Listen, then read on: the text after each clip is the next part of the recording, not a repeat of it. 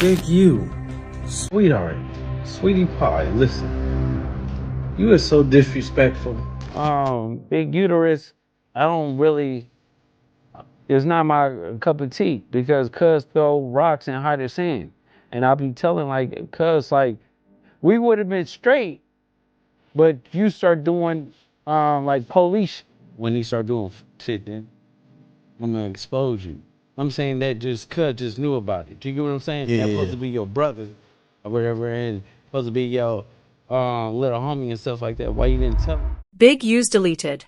Surveillance tapes have now been officially linked to the Unsolved 2021 murder of Rayshawn Williams, also known as Tallboy, confirming years of allegations raised by loose cannon for a long time. Many dismissed loose cannon's claims as baseless, but recent developments suggest the evidence is finally catching up. Authorities now believe Big U deliberately erased video footage that could have implicated him in Williams' death. This revelation paints a disturbing picture of obstruction where critical evidence tied to a violent crime was intentionally Yeah. He been storing people in California. He'd have been one always doing it in California. You come to California, he'd kill you. He probably killed Nipsey Hussle. That system likely captured critical footage of what transpired between the two men before the murder. Witnesses say Big U instructed people at the scene to remain silent, warning them not to speak to law enforcement. Then, in a move that raised further suspicions, he failed to attend Rayshawn's funeral and severed all contact with the grieving family. These actions painted a grim portrait not of someone caught in a moment, but of someone actively controlling the aftermath. Loose cannons' warnings over the years, long dismissed as rumors or personal grudges, are now aligning with real-world evidence, formal investigations, and federal RICO indictments. The picture that's forming goes far beyond a single act of violence. It's about calculated power, an entire system built on manipulation, silence, and fear. According to federal prosecutors, Big U operated like a CEO of organized crime. Robberies were orchestrated, surveillance wiped, and witnesses routinely intimidated into silence. His public image as a mentor and community leader masked the mechanics of a covert operation. What once looked like charity and outreach now appears to be a smoky screen for organized crime. North Las Vegas police have confirmed that recovering the deleted studio footage remains a central focus of the reopened homicide investigation.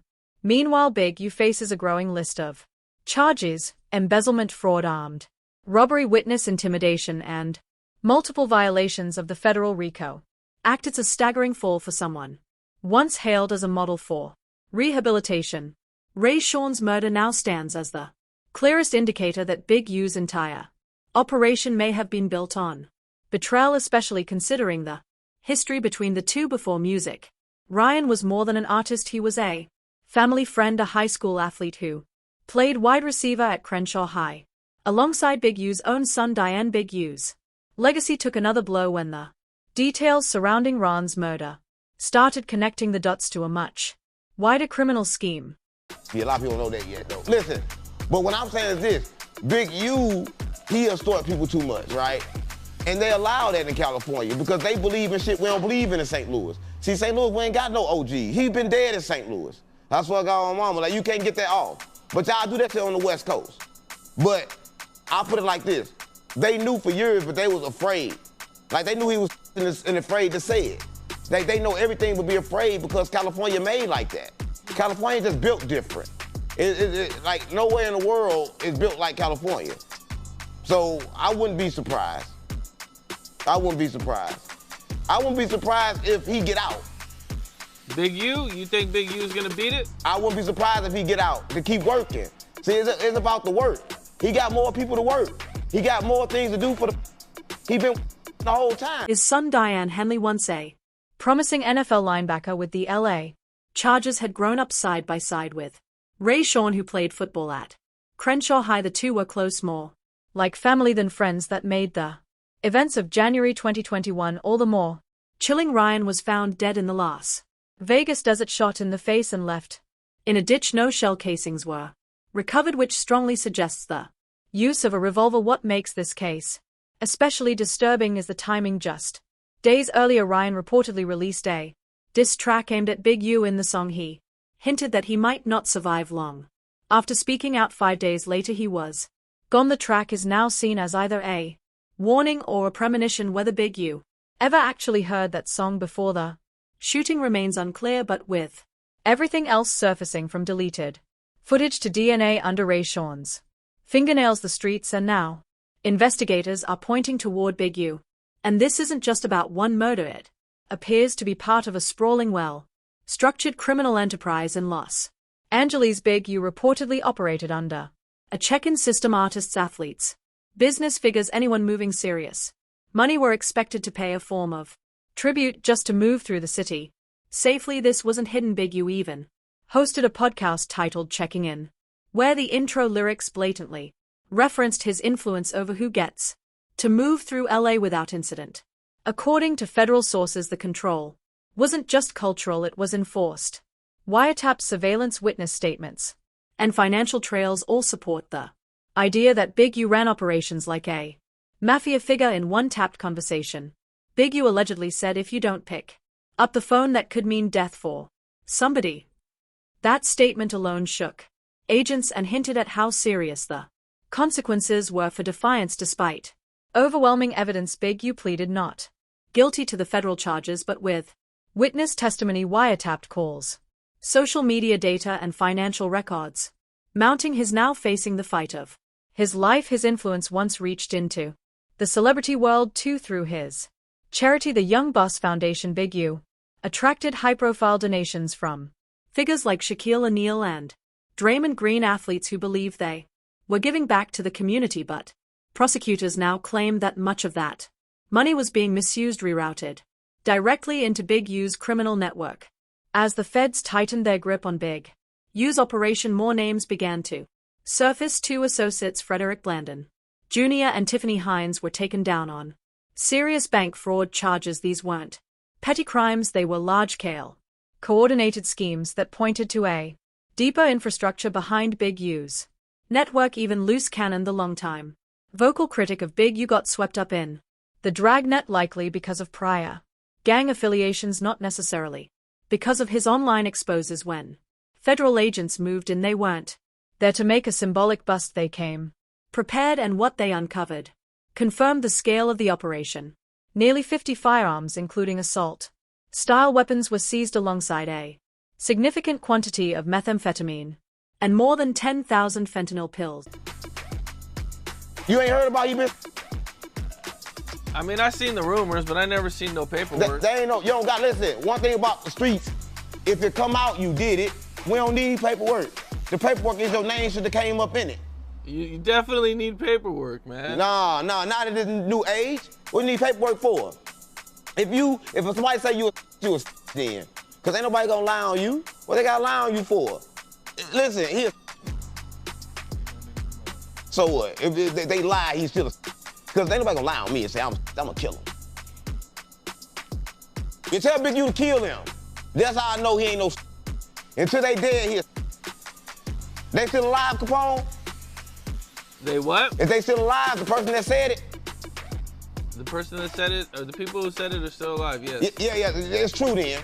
Because Big U ain't slid. In St. Louis, we slide when you lie. So if you ain't slid, it's the truth. While we're still on the topic, you know, if Big U gets convicted, he's looking at a mandatory life sentence.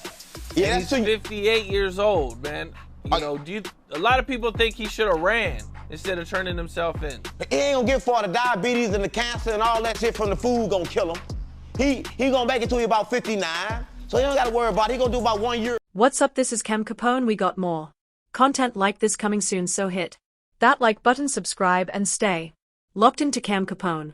News add to that several luxury vehicles and real estate tied to allegedly fraudulent non-profit organizations, and what emerged was not a loose gang, it was a full-blown criminal empire. The volume and variety of the evidence collected, from weapons to synthetic drugs and digital financial records, signaled that this wasn't some fly-by-night street crew. This was structured, top-down organized crime with command-level leadership. The kind of charges Big U now faces are federal, and under the RICO statute alone he could be facing 20 years when you factor in the Additional counts of wire fraud, drug trafficking, and extortion. The sentence could stretch into a lifetime. The courtroom is now set to be the site of a historic legal battle, but long before the feds closed and the storm had been brewing for years. Whispers and accusations followed Big U, none louder than those surrounding the death of Nippy Hussle. While Eric Holder was tried and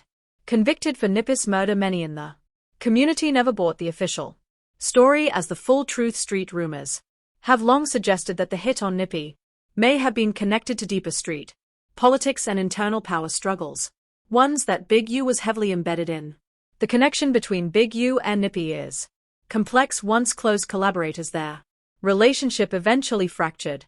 Disputes over control, finances, and affiliations drove a wedge between them, and the rift became public through silence, distance, and street chatter. When Nippy was gunned down in front of his own Marathon store in 2019, the streets began pointing fingers not just at the shooter, but at the forces behind him. Now, with federal agents unearthing surveillance tapes, financial trails, and witness testimony linked to previously unsolved cases like Ray Sean Williams, Nip's name is coming up once again, though no charges have tied Big U to Nip's death directly. The deepening legal trouble is resurfacing. Every theory, every suspicion, and every quiet conversation that's taken place in barbershops, backrooms, and podcasts over the last 5 years are.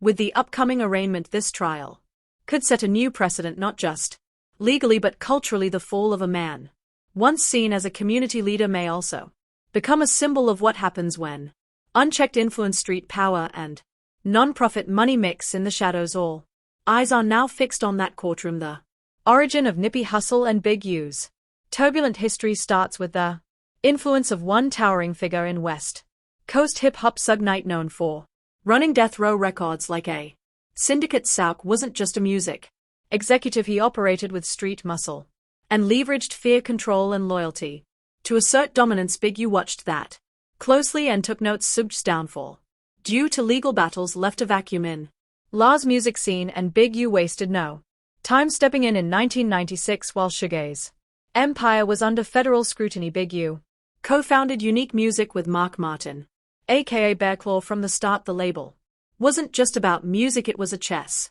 board of alliances and strategy with deep connections across the city's neighborhoods. It was within this network that Big U discovered a young, driven artist from the same Crenshaw streets, Nippy Hussle. More than just a talent from the block, Nippy was friends with Big U's nephew, and through that link, Big U brought him under the wing. Using his industry reach, Big U pulled strings that gave Nippy huge visibility, including landing him on Tupac's 2006 release Pac's Life on the Song International. That move alone added major credibility to Nippy's name at a time when most emerging rappers couldn't even dream of that kind of exposure. Big U didn't stop there. He supported the launch of Nippy's Bullets Ain't Got No Name mixtape series and provided infrastructure that helped establish the foundation of Nippy street buzz. But what looked like mentorship soon turned complicated. Reports suggest Nippy was bound to a restrictive 10-year production deal with Unique Music. By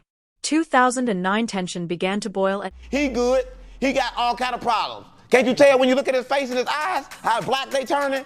I think he got the Boosie effect. He probably got cancer. Yeah, it's over with for Big U. He got the demons in him. So you ain't got to worry about that.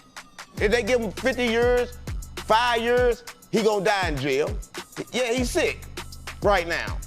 He dying, gang. Shout out to Big U. Am I the only one that noticed that last video that he posted when he's turning himself in is just kind of eerie? Yeah, he listen, everybody knows that Big U is nobody, right? But now he exposed. And he going to jail, he gonna die there. Like all the rest of the killers and the murderers, they should die there. Listen, he been extorting people and taking booty for years, right? So you gotta go to jail and stay there. Fuck Big U. Don't give a fuck about Big U, right? He made me stop being 6'0". I was 6'0", gang, right? They killed Quando Rondo people, Big U. Get a fuck about that. Nigga, I'm OTF. Stop playing with me. I'm OTF. You know I'm from Chicago, nigga. Nigga, we slide for dirt. Oh, dirt, yeah.